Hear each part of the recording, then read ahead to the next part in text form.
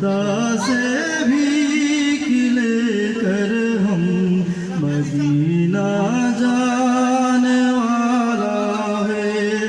खुदा से भीख लेकर हम मदीना जाने वाला है।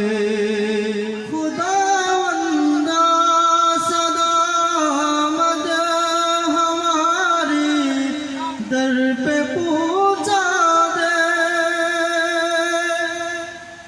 खुदावंदा सदा मद हमारी दर पे पहुँचा दे कि काफिला गुनहगारा बहुत दूरी से आता है।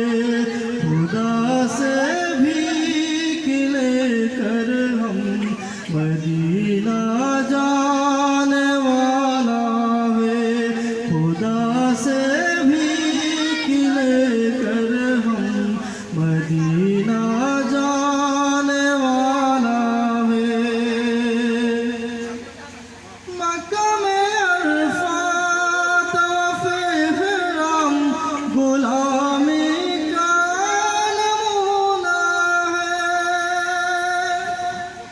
मक्का में अरफात तवाफ़ इहराम गुलामी का नमूना है कि आखिर मंजिल मकसूद हमारा तैबा जाना है। खुदा से भीख लेकर हम मदीना जाने वाला है।